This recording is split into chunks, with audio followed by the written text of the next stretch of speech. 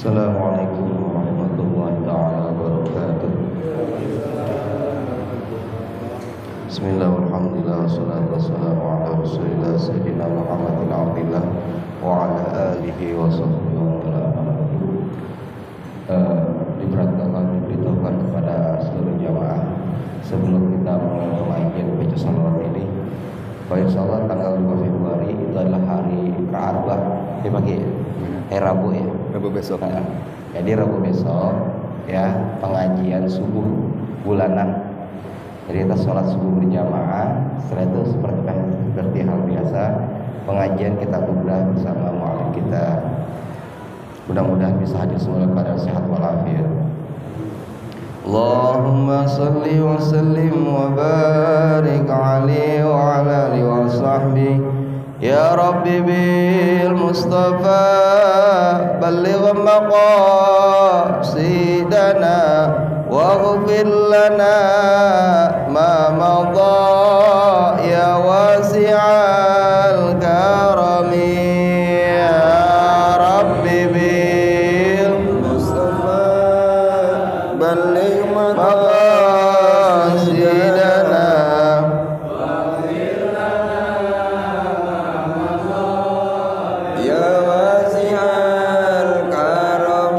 akramal khalqi maliman aludhu bihi siwaka inda hululil hadisil amimi. Ya Rabbi bil Mustafa balligh maqasidana waghfir lana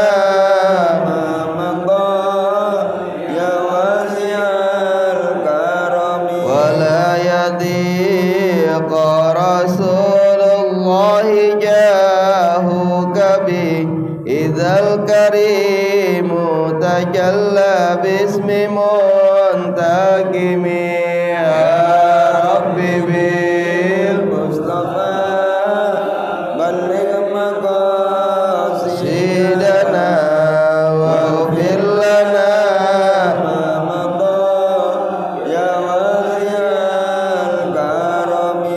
inna min judika dunya wa darataha wa min ulumika ilman lawhi wal qalami. Ya Rabbi bil Mustafa balligh maqasidana waghfir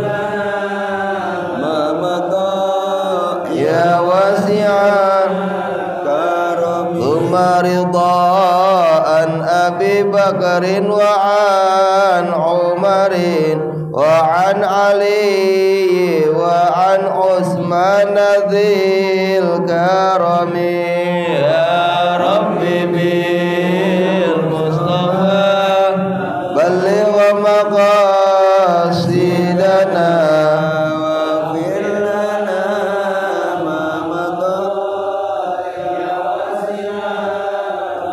waghfir ilahi likulli muslimina bima yatsluhu fil masjidil aqsa wa fil harami. Ya Rabbi Mustafa balligh maqasidana waghfir lana ma madha ya Allahumma salli wa sallim wa barik alaihi wa alihi wa sahbihi.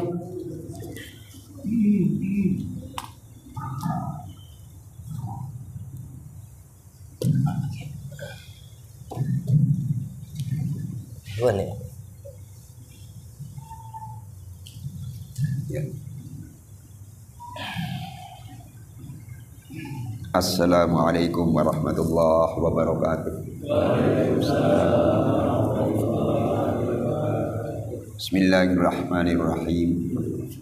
Alhamdulillahilladzi faddala bani adama bil ilmi wal amali ala jami'il alam wassalatu wassalamu ala Muhammadin Allahumma shalli wa sallim alaihi wa ala alihi wa ashabihi ya nabi'il ulumi wal hikam. Rabbi shrah li sadri wa yassir li amri wa hlul 'uqdatam min lisani yafqahu qawli. Rabbi yassir wa la tu'assir. Rabbi tammim bil khair, Rabbi tammim bil khair, Rabbi tammim bil khair. Amma ba'd. Marilah kita awali ta'lim kita pada kesempatan ini dengan kita membaca suratul Fatihah. Kita tujukan pada Nabi kita Muhammad sallallahu alaihi wasallam, pada para keluarganya, para sahabatnya, pada para guru kita, khususnya mereka yang telah mengajar kita agama, pada para orang tua kita, bapak ibu kita, kakek nenek kita, serta keluarga kita dan saudara kita seagama, kepada mukminin, mukminat, muslimin, muslimat, al-ahya'i minhum wal amwat, kepada muallif kitab ini dan pada para pendiri dan para pengurus musalla ini, serta kita hari ini mudah-mudahan taklim kita ini senantiasa mendapat ridho Allah Subhanahu wa taala. Semoga dipanjangkan umur kita, semoga ditetapkan iman dan Islam kita, semoga dimaafkan segala dosa kita, semoga dimaafkan segala dosa keluarga kita, semoga dimaafkan segala dosa kedua orang tua kita, semoga dijauhkan dari malapetaka, semoga dimurahkan rezeki kita, semoga dimudahkan segala urusan kita, semoga Allah menjadikan kita selalu istiqomah dalam mengerjakan ibadah, dan semoga Allah mematikan kita dalam keadaan husnul khatimah. Al-Fatihah. A'udzubillahi minasyaitonir rajim. Bismillahirrahmanirrahim. Alhamdulillahirabbil alamin arrahmanir rahim maliki yaumiddin. Iyyaka na'budu wa iyyaka nasta'in. Ihdinas siratal mustaqim. Siratal ladzina an'amta 'alaihim ghairil maghdubi 'alaihim waladdallin. Amin. Dan buka halaman 119. Sebelah kiri paling atas tambihun. Sekarang tambihun.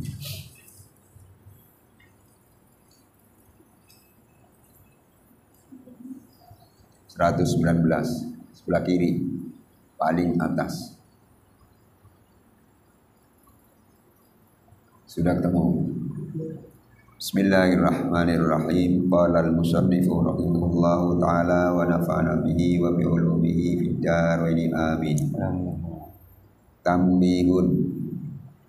Qauluhu abuhu Abdullah ay abu nabiyina Muhammadin sallallahu alaihi wasallam Abdullah wa huwa mata bil Madinah hala ruju'i min huzzata wa kana safara litijaratin wa umruhu samani asyarata sanatan wa qila ishruna wa qila khamsatun wa ishruna wa qila samaniyatun wa ishruna wa qila salasuna. Maksudnya tambihun, peringatan, tambih. Qauluhu abuhu Abdullah, ucapan nazim yang membuat nazam, bait-bait itu namanya nazam, yaitu Syekh Ahmad Marzuki. Ucapannya yaitu abuhu Abdullah. Kemarin kan ada abuhu Abdullah. Maksudnya adalah ayahanda Nabi kita Muhammad sallallahu alaihi wasallam adalah Abdullah. Beliau wafat di Madinah saat beliau kembali dari tanah Huzzah, dan adalah beliau selalu melakukan perjalanan untuk berniaga. Dan umur beliau adalah 18 tahun. Ada yang mengatakan umur Abdullah, umur ayah Nabi 20 tahun. Dan ada yang mengatakan 25 tahun. Ada yang mengatakan 28 tahun. Dan ada yang mengatakan 30 tahun. Ya. Ketika Abdullah meninggal, ini kan menerangkan Abdullah bapaknya Nabi. Jadi kalimat Abu Abdullah di dalam bait itu menerangkan bahwa ayahnya Nabi Muhammad adalah Abdullah. Namanya Abdullah bin Abdul Muttalib. Terus kemarin sudah kita pelajari kan sampai Adnan. Nah, Abdullah itu meninggalnya di Madinah. Ada yang mengatakan di Abwa. Jadi Madinah juga, tapi Madinahnya di misalnya Jakarta, Kebayoran, nah misalnya begitu. Ini di Abwa, daerah Madinah juga. Itu ketika dia kembali dari negeri atau daerah yang namanya Ghuzzah. Ada negeri atau daerah namanya Ghuzzah. Dia datang ke sana untuk apa? Wa kana safaro li tijaratin. Dia pergi ke sana adalah untuk berniaga, untuk dagang. Begitu. Jadi bapaknya yang namanya Abdullah, saya ulangi, bapaknya Nabi yang namanya Abdullah. Dia meninggalnya di Madinah setelah kembali dari Ghuzzah. Dia kembali dari Ghuzzah ada perlu apa? Wa kana safaro li tijaratin. Kepergiannya itu untuk dagang, untuk berniaga. Maka bagus kalau ada orang berusaha, punya usaha dagang, bagus. Nabi Muhammad sendiri dagang waktu masih jejaka gitu kan. Dia dagang, bapaknya dagang tuh. Bagus tuh. Itu bapaknya namanya Abdullah. Nah, ketika meninggal umurnya berapa? Ini banyak pendapat.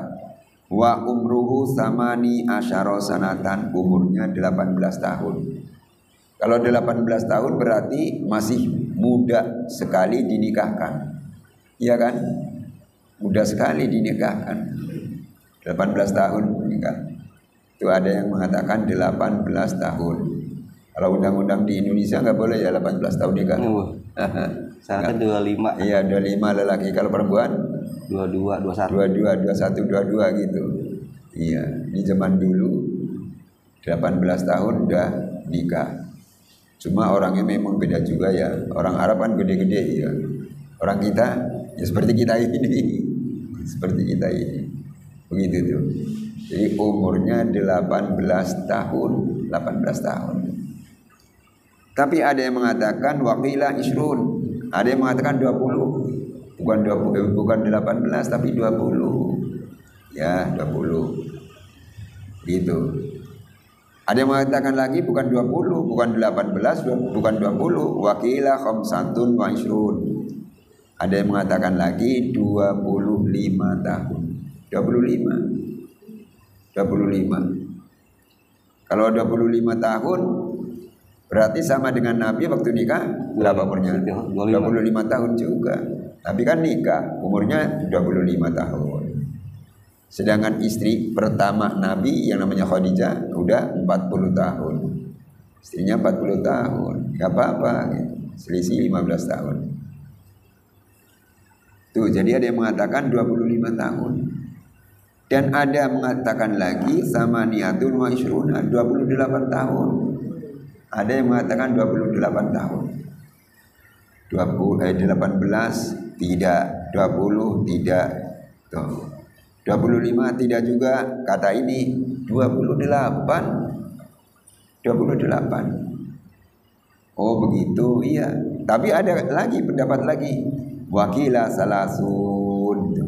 Ada yang mengatakan lagi bukan 18, 25, 28 tuh. 28 itu tidak semuanya tidak, tapi adalah 30 tahun. Wakila salasuna tuh. Yang terakhir itu mengatakan begitu.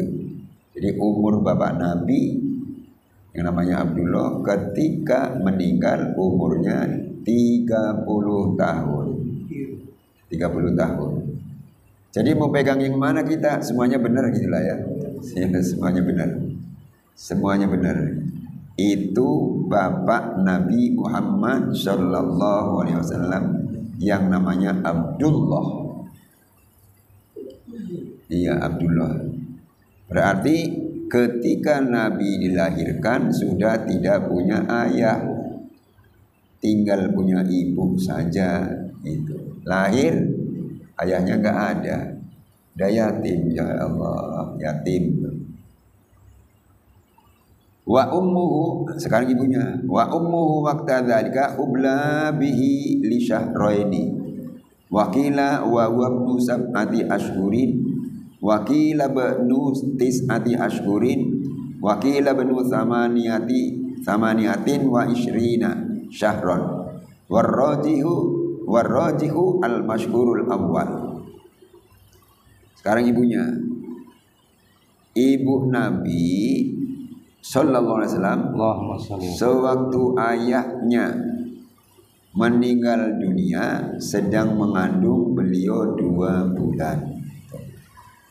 Jadi ketika Nabi Muhammad masih ada dalam kandungan, umurnya baru 2 bulan, bapaknya meninggal. 2 bulan, belum ketara ya, 2 bulan, iya belum kelihatan. Tapi udah ngandung. Aminah, tuh ibunya kan Aminah. Itu udah ngandung. Cuma baru 2 bulan. Di Syahraini itu. Itu ada yang mengatakan begitu, 2 bulan. Ada yang mengatakan pula wakila tuh wa ibnu sab'ati ashhurin. Ada yang mengatakan Nabi saat itu anak umur 7 bulan. Ada yang mengatakan sudah lahir. Anaknya yaitu Nabi Muhammad umurnya sudah 7 bulan. 7 bulan bapaknya meninggal. Ada yang mengatakan begitu. Berarti Nabi lahir duluan sebelum bapaknya meninggal. Ini menurut keterangan ini yang kedua. Yang pertama tidak, Nabi masih dalam kandungan umurnya 2 bulan. Itu yang pertama. Yang kedua ini enggak, Nabi udah dilahirkan 7 bulan baru ayahnya meninggal. Itu ada keterangan begitu, 7 bulan. Tapi ada yang mengatakan lagi, ada wakil ibnu tis'ati ashhurin. Ada yang mengatakan ketika Nabi ditinggal meninggal oleh ayahnya, ditinggal wafat oleh ayahnya, umurnya sudah 9 bulan. 9 bulan tuh. 9 bulan. Tis'atu ashhur. Wakil ibnu thamaniyatin wa ishrina.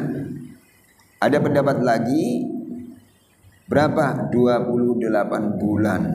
28 bulan berarti 2 tahun lebih 4 bulan ya. Kalau 2 tahun kan 24 bulan. Iya, udah jalan. Udah 2 tahun 4 bulan, udah lari-lari, udah lari-lari. Kadang-kadang anak ada yang 11 bulan juga lari kan? 11 bulan ada lari. 15 bulan baru lari ada. 18 bulan baru jalan ada. Ini 28 bulan.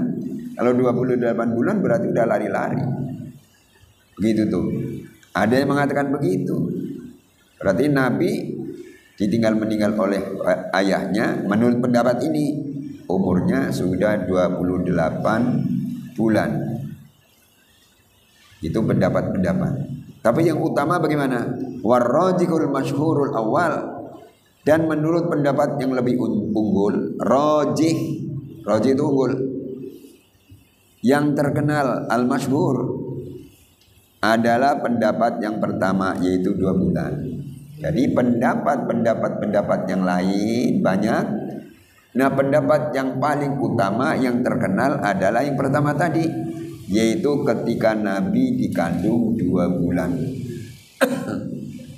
Jadi ketika ada di kandungan 2 bulan, bapaknya meninggal di Madinah ketika pulang dari Ghuzah, yaitu untuk perdagangan. Di jalanan sakit, begitu sakit meninggal, akhirnya dikubur di situ. Itu di kampungnya, kampung Abuwa. Jadi Nabi udah nggak punya bapak, yatim gitu ya. Yatim sejak kecil, Masya Allah. Wa an ibni Abbasin annahu lamma tuwfiya Abdullah qalatil malaikah ilahana wa sayyidana baqiya nabiyyuka yatiman. Faqala Allah Ta'ala ana hafidh lahu wa nasir. Diriwayatkan dari Ibnu Abbas, sesungguhnya tatkala Abdullah wafat, ketika bapaknya Nabi Muhammad meninggal, wafat, yang namanya Abdullah, malaikat berkata, wahai Tuhan kami, ilahana, tuh, malaikat berkata, wahai Tuhan kami, wa sayyidana, dan junjungan kami, nabimu tinggal sebagai seorang yatim. Bakia nabi yuka yatiman, nabi kamu tinggal sebagai seorang yatim. Jadi malaikat kasihan maksudnya. Wahai Allah, Muhammad ini akan kau jadikan nabi, tapi sekarang meninggal bapaknya, yatim, bagaimana nih ya Allah? Kasihan ya Allah. Itu malaikat. Akhirnya dijawab oleh Allah. Allah menjawab, faqala Allah Ta'ala, maka Allah menjawab, ana hafidhun lahu wa nasir. Aku yang menjaga dan yang menolongnya. Udah ada jawaban dari Allah. Aku jaga, aku tolong, gitu tuh. Udah dijaga, udah ditolong. Maka ketika pas lahir kan ada pasukan yang dari Yaman yang dipimpin oleh Abraha, begitu ya, mengerahkan bala tentaranya dengan para pasukan gajah mau menghancurkan Ka'bah. Tapi nyatanya tidak. Ka'bahnya juga ditolong oleh Allah. Nabi Muhammad kan lahirnya di Mekah. Nabi Muhammad berarti ditolong oleh Allah Subhanahu wa taala. Akhirnya pasukan Abraha semuanya mati. Matinya dibom. Ya dibom, cuma bomnya enggak bom zaman sekarang. Cuma dengan kerikil aja. Tarmihim bihijaratin min sijil. Cuma dengan kerikil segini-gini. Lagian yang ngebom itu bukan manusia, tapi burung ababil, toiron ababil, toiron burung ababil, ababil namanya. Satu burung bawa 3 kerikil, di paruhnya 1, kaki kanan 1, kaki kiri 1. Terbang di atasnya Abraha dengan pasukannya.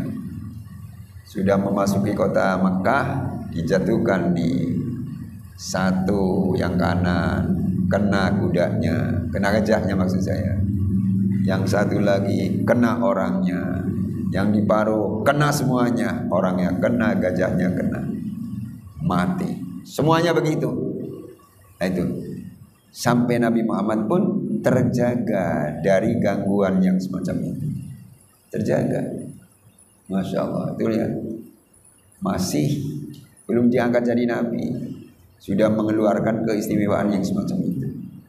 Jadi semuanya itu memang sudah diatur oleh Allah Subhanahu wa taala. Diatur oleh Allah. Begitu. Itu burung ababil. Jadi Allah yang menjaga, ana hafidhun lahu wa nasir. Saya yang menjaga, saya yang menolong, saya yang jaga, saya yang menolong. Ya kalau segala-galanya sudah dijaga oleh Allah dan ditolong oleh Allah, pasti selamat. Pasti selamat. Tolong. Ada orang di rumah lagi prihatin, puasa Senin Kemis puasa. Allah nolongnya gampang, tolong. Selamat dari bencana, ya, selamat dari bencana, selamat dari bencana. Jadi kalau Allah sudah punya urusan, mau nolong siapapun bisa, tolong tuh orang itu.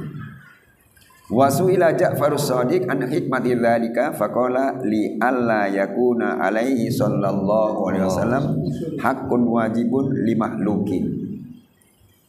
Dan ditanya Ja'far As-Shadiq, ada ulama namanya Ja'far Shadiq. Ja'far Shadiq. Nama Ja'far Shadiq ini dibikin untuk nama Wali Songo, diantaranya Wali Songo yaitu yang dimakamkan di Kudus, Sunan Kudus, namanya Ja'far Shadiq. Ja'far Shadiq. Terus di daerah Garut juga ada makam Syekh Ja'far Shadiq. Adanya di dekat Limbangan. Kalau dari Jakarta arah Bandung ya, dari Bandung turun sampai terminal pasar Limbangan. Sekarang nggak ada terminal, dibikin pasar. Sampai pasar belok kanan. Kira-kira 3 km, kampung apa namanya, saya lupa nama kampungnya. Di situ ada makam, sering dikunjungi oleh jamaah. Saya sendiri mungkin ada lebih 3 kali ziarah ke situ. Adanya di bukit. Itu Syekh Ja'far Shadiq juga di sana. Nah, di sini juga begitu. Syekh Ja'far Shadiq ditanya tentang hikmah itu. Hikmahnya apa? Nabi lahir sudah yatim. Ada yang mengatakan waktu Nabi umur 2 bulan di dalam kandungan. Ada yang mengatakan sudah lahir umurnya 7 bulan dan seterusnya. Itu hikmahnya apa? Gitu. Ja'far Shadiq berkata supaya Nabi tidak mempunyai hak wajib yang ditunaikan kepada makhluk. Begitu. Supaya Nabi itu tidak mempunyai hak yang wajib ditunaikan kepada makhluk. Maksudnya biar bebas. Saya yatim, bapak sudah nggak ada kewajiban saya dengan bapak. Soalnya kalau ada orang punya ayah, ayahnya udah semakin tua dan semakin sakit, akhirnya sakit kan kewajiban anak nih kan, kewajiban anak yang ngurusin. Apalagi misalnya anaknya cuma satu-satunya. Ya udah dia terus yang ngurusin. Ya itu hikmahnya begitu.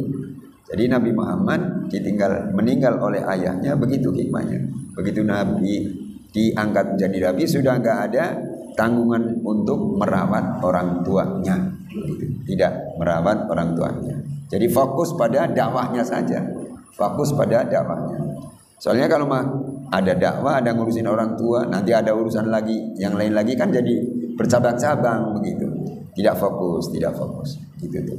Itu hikmahnya. Wa qala Ibnul Ibad la yanzurun nabiyya sallallahu alaihi wasallam idza wasala ila madariji wa izhi ila awaili amrihi.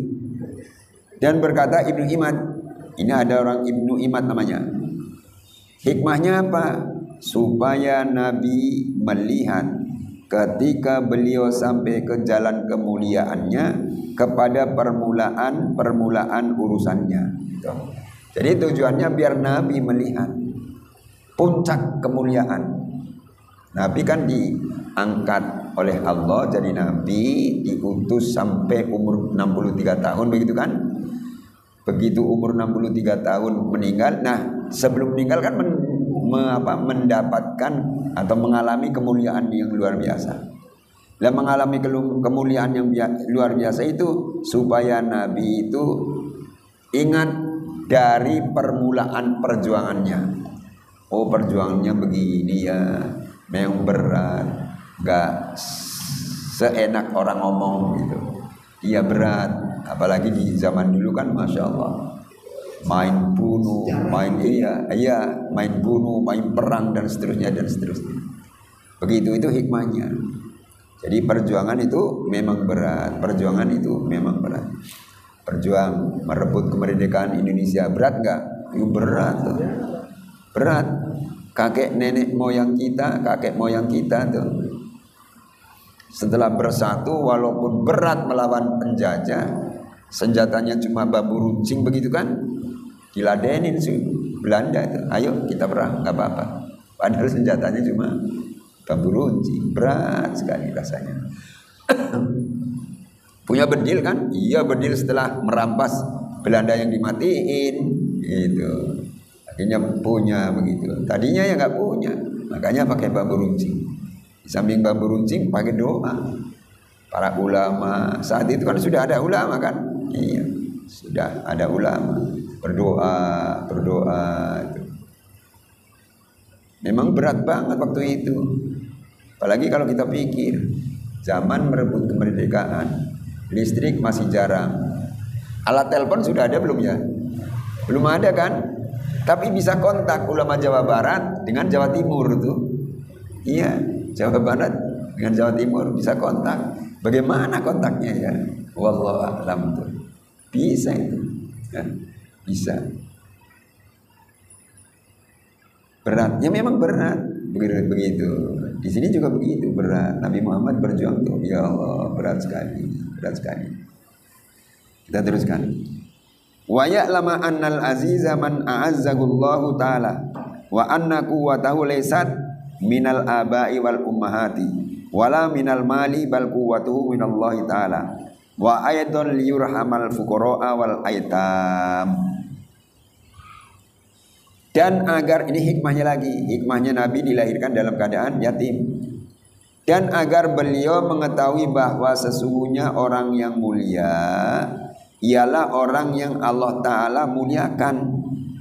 Dan sesungguhnya kekuatannya bukan dari ayah dan ibu, dan bukan dari harta, akan tetapi dari Allah.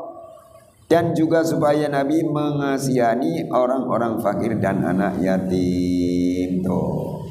Jadi hikmahnya lagi, agar Nabi itu mengetahui. Mengetahuinya bagaimana? Sesungguhnya orang yang mulia ialah orang yang Allah muliakan. Jadi yang orang mulia itu Allah yang memuliakan, bukan siapa-siapa. Maka kadang-kadang ada orang tuanya mulia, tapi anaknya nggak mulia. Dilihat dari segi hartanya misalnya. Orang tuanya hebat banget kok ya, hartanya banyak. Sekarang anaknya, masya Allah. Ada itu. Jadi kemuliaannya memang datangnya dari Allah Subhanahu wa taala. Annal aziza man a'azzahullahu ta'ala itu. Dan agar mengetahui Nabi, dan agar Nabi mengetahui bahwa kekuatan itu bukan dari ayah dan ibu, dan tidak dari harta kekayaan, akan tetapi kekuatan itu datangnya dari Allah Subhanahu wa taala. Tuh. Jadi kekuatan itu datangnya bukan dari ayah. Sebab ayahnya kuat, jadi anaknya kuat. Gak mungkin. Gak mesti maksud saya. Gak mesti. Sebab ibunya kuat, nanti anaknya kuat. Gak mesti juga. Tapi kekuatan itu datangnya dari Allah Subhanahu wa ta'ala. Maka kita punya pedoman, la haula wala quwwata illa billahil aliyyil azim. Begitu. Tidak ada daya upaya, wala quwata, dan tidak ada kekuatan, illa kecuali billahil aliyyil azim, mendapat pertolongan dari Allah yang maha tinggi dan maha agung. Begitu tuh. Itu kekuatan begitu. Jadi ingat, saya ulang lagi ini, tempoh hari sudah pernah saya omongkan. Petinju leher beton siapa namanya? Petinju leher beton. Tyson Muhammad Ali. Ya, yang akhir-akhir ini ya. Tyson. Iya. Waktu tahun berapa itu masih gagah-gagahnya. Ya sombong kan. Gak ada makhluk di planet ini yang bisa merobohkan saya. Sombong begitu. Gak ada makhluk di planet ini yang bisa merobohkan saya. Waktu itu mau diadu dengan Douglas. Tulisannya Douglas ya. Diadunya di Jepang. Iya. Diadunya di Jepang. Padahal Douglas itu bukan petinju asli, pemain basket memang gede tinggi gitu, pemain basket. Akhirnya diadu dengan Tyson. Orang yang nonton juga ya paling berbadan, hancur begitu. Apalagi Tyson sudah ngomong begitu, gak ada makhluk di planet ini bisa merobohkan saya. Akhirnya diadu dengan Douglas. Iya, seronde bisa bertahan tuh Douglas. 2 ronde bertahan. Sampai 3, 4, 5, 6 masih bertahan. Orang ngomong yang nonton, kalau biasanya kalau sudah lewat 1 ronde kok nggak jatuh musuhnya, bisa-bisa menang nih si musuhnya. Bener, ronde ke-7 si Tyson ditonjok sekali rontok. Nggak bisa bangun lagi, terus KO. Iya, nggak bisa bangun lagi. Nah, itu. Maka itulah kita kembali la haula wala quwwata illa billahil aliyyil azim gitu. Itu ya. Jadi di sini diterangkan kekuatan itu tidak dari ayah dan ibu, tidak. Tetapi kekuatan itu datangnya dari Allah Subhanahu wa taala. Maka ada pepatah Arab kan berkata, laisal fatah man yaqulu hadza abi. Innal fatah man yaqulu ha anadha. Bukan dinamakan pemuda yang hebat orang yang selalu mengagung-agungkan bapakku. Nih bapak saya orang paling kaya di sini. Nih bapak saya pangkatnya tinggi. Ini orang tua saya begini-begini hebat. Itu bukan pemuda yang semacam itu. Laisal fata man yaqulu hadza abi. Bukan dinamakan pemuda orang yang selalu berkata, ini ayah saya hebat, ini ayah saya hebat, ini ayah saya pangkatnya tinggi. Tidak. Innal fata man yaqulu ha anada. Sesungguhnya yang namanya pemuda sejati adalah orang yang bisa berkata, nih saya. Suruh baca apa? Quran, saya baca. Oh. Suruh baca apa? Rawi, saya baca. Suruh apa? Tahlil, saya pimpin. Nah, itu baru pemuda. Begitu tuh. Maka jangan sampai kita cuma bisa membanggakan orang tua padahal kita nggak ada apa-apanya. Gitu kan? Iya. Itu orang itu apa? Orang kaya bapaknya. Yang kaya kan bapaknya. Dia kan belum.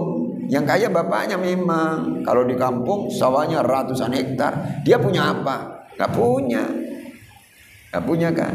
Yang punya bapaknya. Jangan dibangga-banggakan. Oh, jangan coba-coba sama dia. Kenapa?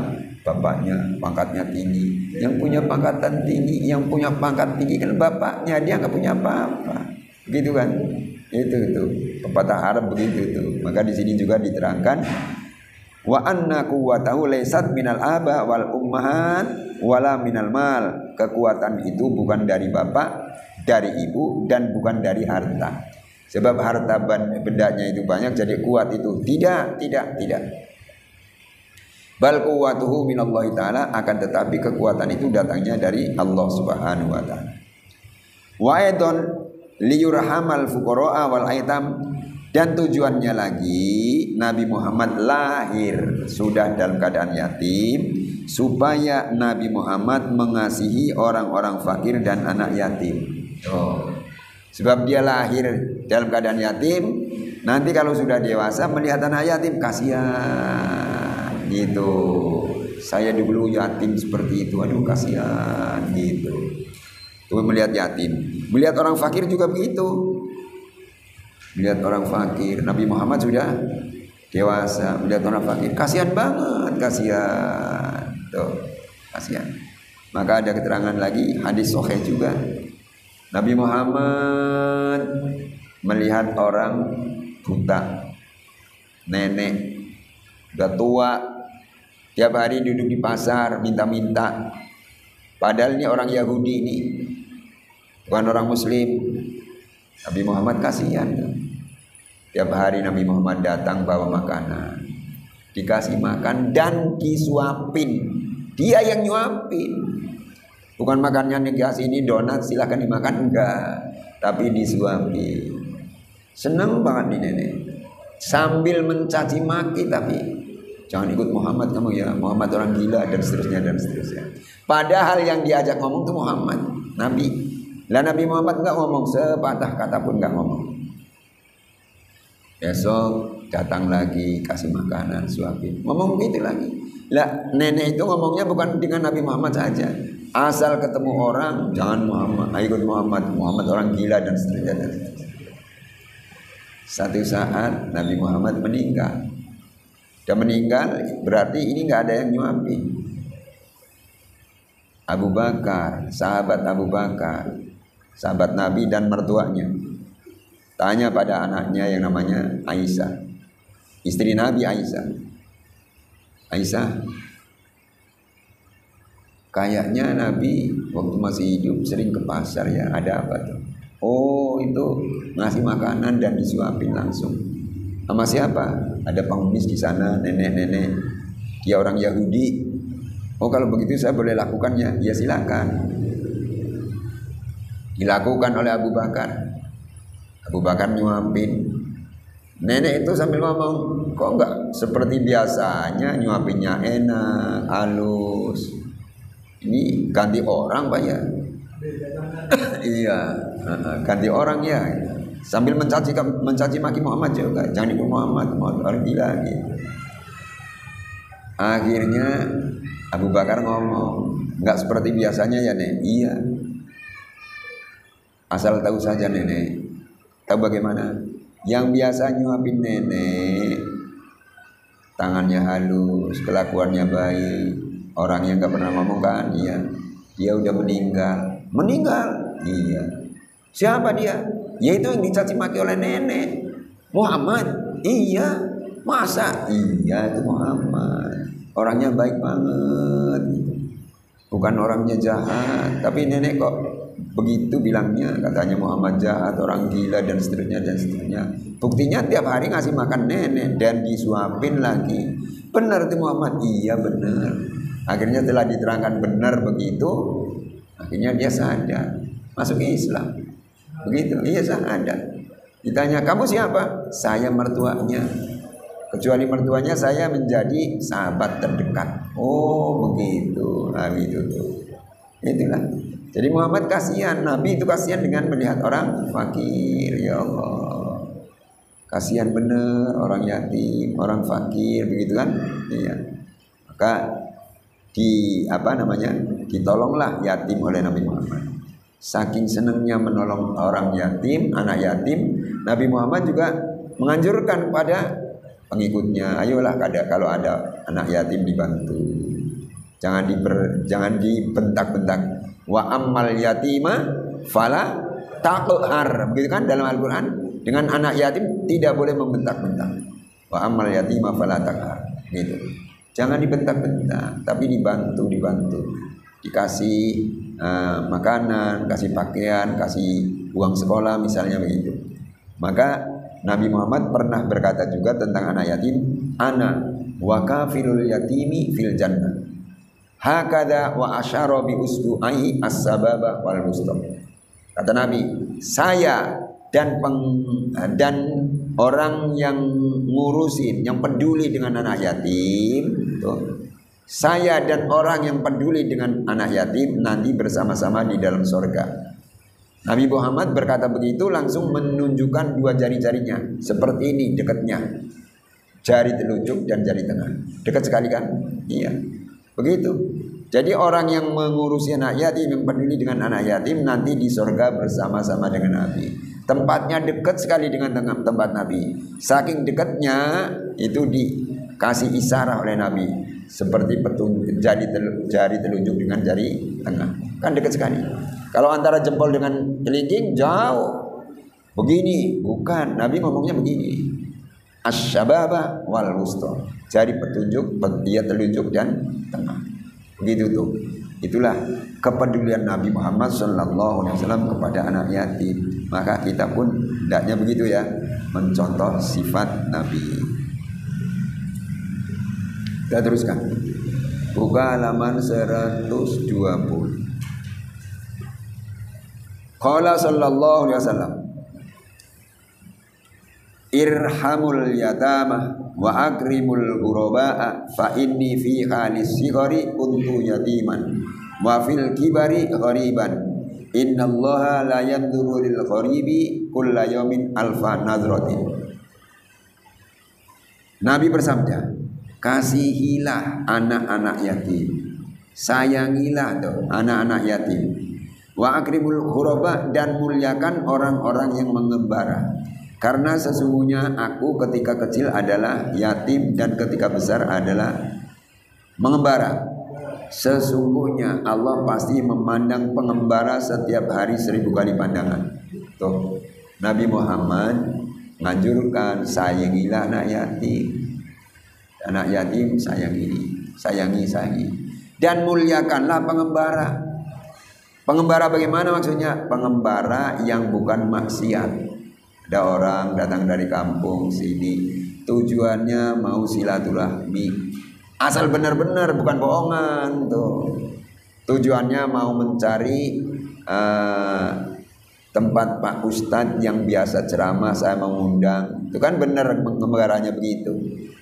Tujuannya mengembara itu untuk mencari ilmu dan seterusnya dan seterusnya. Nah, orang yang mencari ilmu yang mengundang Pak Kiai itu namanya lagi mengembara supaya dimuliakan, supaya dimuliakan.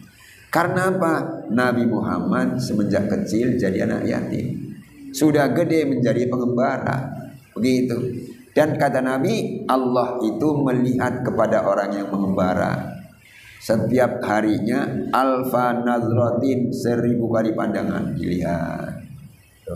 Dilihat lagi, dilihat. Itu orang yang mengembara dalam kebaikan tapi ya. Tapi kalau mengembaranya dalam maksiatan ya enggak usah ditolong gitu. Tapi kita juga memang harus hati-hati ada orang datang ya musafir kita didatangin. Assalamualaikum Bapak Mam, saya dari ini harus teliti juga, takutnya ini bohong. Iya, kalau bohong ya jangan gitu. Saya jadi ingat dulu masih di sini Darul Rahman, murid belum banyak, tahun 87 kurang lebih lah, 87. Masih 77, murid belum banyak, masih 80-an. Asrama guru juga masih ini yang sekarang ada Las Bangwo. Nah, di sini. Saya tinggal di situ.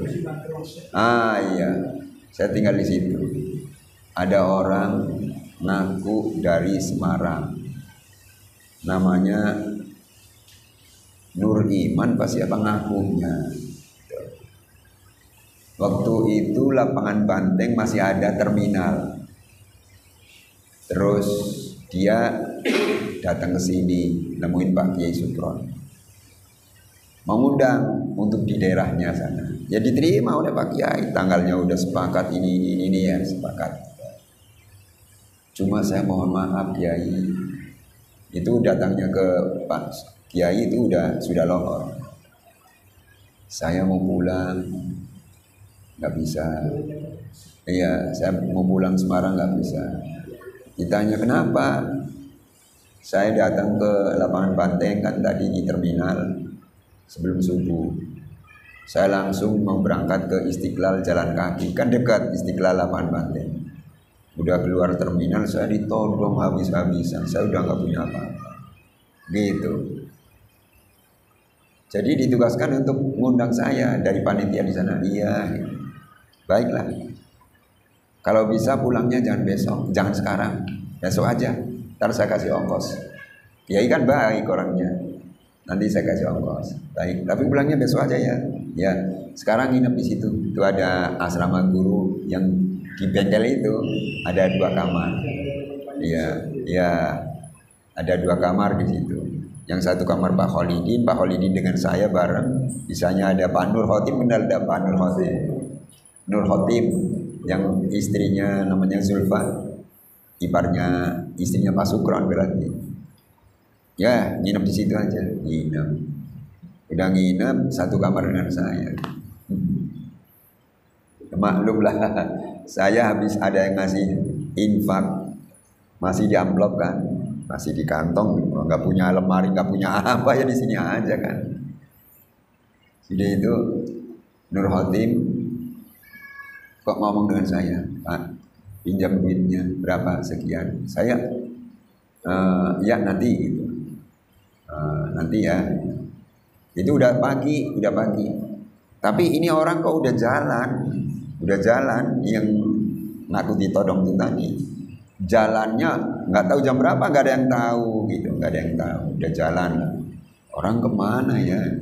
Oh nggak ada orangnya.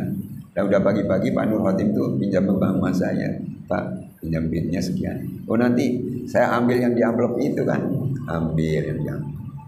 Amplopnya masih tebal Pak, amplopnya masih tebal. Begitu buka, bukan isi duit, udah diganti dengan potongan koran. Subhanallahiladzim. Akhirnya saya ngomong dengan Nur Khotim, Pak, nggak bisa minjamin duit. Kenapa? Sini. Kan duitnya di sini amplopnya ya. Iya. Ini kok diganti dengan potongan koran. Subhanallah. Oh pasti itulah orang yang aku ditodong tuh. Pasti itu. Coba kesini lagi nanti atau enggak? Benar, enggak jadi ke situ nyebut Pak Kiai untuk ceramah di Semarang. Benar dia lagi itulah itu tuh. Jadi kalau ada orang baru semacam itu harus hati-hati. Harus hati-hati. Begitu. Akhirnya dilihat mana ada koran dipotong. Benar ada koran itu dipotong. Ini potongan ini dicocokkan dengan itu yang dipotong pas banget. Oh benar di koran ini dipotong. Berarti amplopnya diambil, dibuka, ambil duitnya, dikasih, diganti ya dengan potongan koran. Itu pernah begitu tuh, Masya Allah. Itu ya harus hati-hati. Ada pernah hati-hati lagi begini. Pernah terjadi lagi begini. Ke Pak Kiai juga. Waktu itu bulannya Ramadan. Ada orang ngakunya pendeta dari Medan. Pendeta diundang ke Jakarta untuk ceramah di gereja juga di daerah Salemba, Pak. Tapi waktu ceramah dia menjelek-jelekan Kristen dan tidak mengakui kebenaran Kristen. Yang benar agama Islam. Saya sudah masuk Islam katanya. Akhirnya diomel-omelin sama jamaah katanya. Lah diomel-omelin jamaah, akhirnya keluar diusir. Lah diusir, cari barangkali di Jakarta ada pondok pesantren. Ketemulah di sini. Begitu ketemu di sini, akhirnya ketemu dengan Pak Kiainya. Ada Pak Mas Guri juga di situ. Bulannya bulan Ramadan. Akhirnya ngomong dengan Kiai, saya pendeta begini, diundang ke Salemba ceramah. Saya akhirnya jelek-jelekan Kristen dan seterusnya. Akhirnya saya diusir. Saya akhirnya ke sini memberanikan diri untuk ketemu dengan Pak Kiai. Biar saya masuk Islam yang mantap. Dan ibu saya masih di Medan. Insya Allah nanti saya mau ajak ke sini biar tinggalnya di Jakarta, biar dekat dengan Pak Kiai, biar mantap juga Islamnya. Cuma nanti saya mau pulang sana nggak punya ongkos Pak Kiai. Bilang begitu lagi. Pak Kiai ini kalau baik, naik apa kalau pulang? Pesawat. Berapa harganya tiket sejalan? Misalnya satu orang 200 misalnya. Ini saya kasih untuk kamu pulang pergi 400. Ini untuk ibu kamu. Terima kasih. Akhirnya diterima. Nah waktu itu maaf, ada guru matematik asli Blitar, masih muda, masih bujangan. Itu juga Kristen tadinya, tapi masuk Islam. Begitu masuk Islam, ngajar di sini udah, ngajar matematik. Nah ini yang Kristen yang dari Medan ngomong dengan Pak Kiai. Itu bohongan Pak Kiai, itu cuma pura-pura aja. Lagi jadi mata-mata orang Kristen. Usir aja Pak Kiai. Akhirnya ini matematik diusir. Nah ini yang udah dikasih duit, tiket pulang pergi, ibunya juga dikasih. Akhirnya berangkat kan, hari yang sudah ditentukan, sampai sekarang nggak datang. Begitu tuh pernah tuh. Ya Allah. Maka di sini kita juga harus hati-hati dengan yang namanya pengembara, gitu ya. Sampai di sini dulu. Insya Allah Rabu pagi kita ngaji ya. Rabu pagi. Besok hari apa? Senin, Selasa, Rabu. Ya kan? Rabu pertama kan? Iya. Salat subuh di sini. Jangan lupa jamaah ya. Allahumma sholli ala nuril anwar wa sirril asrar tiyaqil ahyar miftah ibabil yasar sayyidina Muhammadil muhtar wa alil anhar wa sahabil ahyar adadami amillahi wa iftari. Allahumma ja'alna wa uladana min ahli ilmi wal khair wa la taj'alna wa iyyahu min ahli syarr wal dhair innaka la tusyrik qadir. Allahumma a'inna ala dzikrika wa syukrika wa husni ibadatik. Allahumma ja'al jam'ana hadha jam'an marhuma wa tafarruqana min ba'di tafarruqan ma'suma wa la taj'al fina wa la ma'ana syaqiyan wa la madrudan wa la mahruma bi rahmatika ya arhamar rahimin. Rabbana anzilna munzalan mubarakan anta khairul munzilin. Rabbana atina fid dunya hasanah wa fil akhirati hasanah wa qina adzabannar. Rabbana arzuqna taqwa wal istiqamah wal qanaata wa husnul khatimah. Wa sallallahu ala sayyidina Muhammadin wa alihi wa sahbihi ajmain. Walhamdulillahirabbil alamin. Assalamualaikum warahmatullahi wabarakatuh.